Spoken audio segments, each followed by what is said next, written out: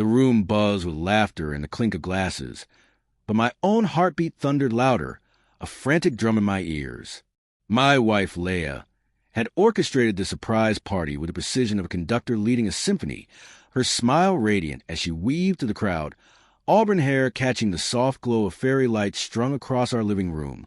Friends, neighbors, even my old college buddy Tom from Chicago had come. Then I saw him, her boss, Richard, leaning against the kitchen counter, his tailored blazer too sharp for our cozy suburban home. His eyes lingered on Leah just a moment too long. My stomach twisted, cold and sour. What was he doing here? I forced a grin and accepted a beer from Tom. The glass was slick in my hand. The room smelled of Leah's lavender candles and catered food, yet the air felt thick, as if I were breathing through a damp cloth. Leah caught my gaze. Her smile faltered for a split second before she lifted her wine glass in a toast. To Ethan, the best husband a woman could ask for. The crowd cheered, but her words hit me like stones in my chest. I nodded, throat tight, scanning the room again. Richard lingered, sipping whiskey, glances darting toward Leah as she laughed with a neighbor. A prickle of unease crept up my spine, sharp and insistent, like a splinter I couldn't reach. The party carried on, a blur of small talk and birthday candles. I turned 35 today, but the milestone fell hollow, overshadowed by a question gnawing at me. Leah had never mentioned inviting Richard. She had worked for him at the law firm for 3 years, always praising his mentorship, his late-night strategy sessions that kept her at the office past dinner. I'd never questioned it. She was ambitious, driven, the kind of woman who could light up a room with her conviction.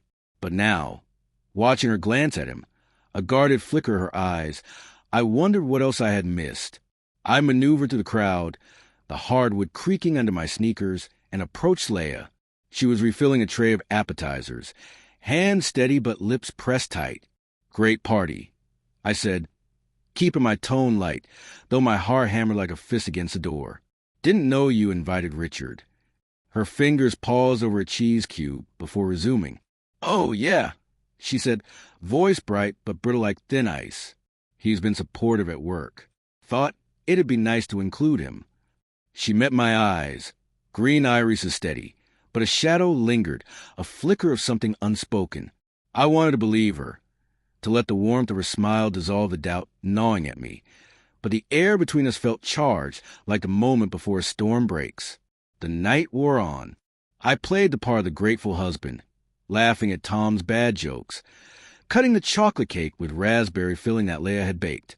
But my eyes kept finding Richard. He lingered on the edges, never fully joining the group, his presence like a smudge on a clean window. I caught him checking his phone once, thumb hovering over a message before pocketing it, expression unreadable. I told myself it was nothing. Leah was loyal. She'd planned this party, hadn't she? She'd kissed me that morning, lips soft, whispering, "I love you, Ethan." But doubt is a quiet poison, seeping into cracks you didn't know were there. By 10, the crowd thinned, leaving scattered cups and crumpled napkins. Leah was stacking dishes in the kitchen when Richard approached her. I was across the room helping Tom with his coat, but I saw it. The way he leaned in, voice low, her head tilting toward him like a flower to the sun. My chest tightened. I excused myself and moved closer. The dishwasher hummed, masking their words, but I caught fragments. "Need to talk," he said. "Not now," she whispered sharply. My blood ran cold.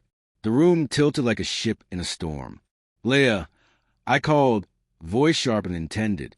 She turned, face a mask of calm, hands gripping the counter, knuckles white. Richard stepped back, offering a polite nod, smile smooth as glass. "Great party, Ethan," he said, warm, professional. "You're a lucky man." The words felt like a taunt. He left shortly after, quiet, unremarkable, yet leaving a void where questions festered. When the last guest departed, the house fell silent except for the faint drip of the kitchen faucet. I stood in the living room, staring at the fairy lights, their glow harsh, exposing every flaw, the scuff on the wall, frayed edge of the rug. Leah came up behind me, arms slipping around my waist. "Did you have fun?" she asked, voice soft, coaxing. I turned, searching for the woman I'd married, the one who cried during our vows, laughed at my terrible cooking. She was there, but so was someone else. Someone guarded, distant. Why was Richard here, Leah? I asked, low and steady, heart wild in my chest. Her eyes widened a fraction before she smiled. Too bright, too quick. Thought it'd be nice. He's my boss, Ethan. Part of my life. Reasonable words, but rehearsed like lines from a script she practiced. I wanted to let it go, sink into her embrace, forget the unease clinging to me, but I couldn't. I saw you talking to him, I said, voice tightening. In the kitchen? What was that about? Her smile faltered. She looked cornered, eyes darting before returning to mine. Work stuff, she said, tone clipped. A case we're handling. Nothing you'd care about. The lie was subtle, a hairline crack in her voice, but I felt it. I stepped closer, breath shallow. Don't lie to me, Leah. The words came raw, jagged, tearing through quiet. Her face crumpled for a moment. Then she straightened, jaw set. I'm not lying, she said, voice trembling, eyes glistening with guilt, fear, or both. The next hour blurred, accusation deflections. She swore there was nothing between her and Richard, that I was paranoid, that stress had made me see things that weren't there. Then her phone buzzed. Twice. Richard. A message. We need to figure this out. My world tilted. Leah, I said, holding up the phone, hand shaking. What the hell is this? Her face drained of color, mouth opening, closing like a fish gasping for air. It's not what you think, she whispered. Hollow words, more plea than defense. I scrolled to messages, late-night texts, vague references to meetings, a photo of her in a dress I didn't recognize, sent to him with a smiley face. Each word a knife carving away years of trust. It wasn't an affair, she insisted. Not physical, but emotional.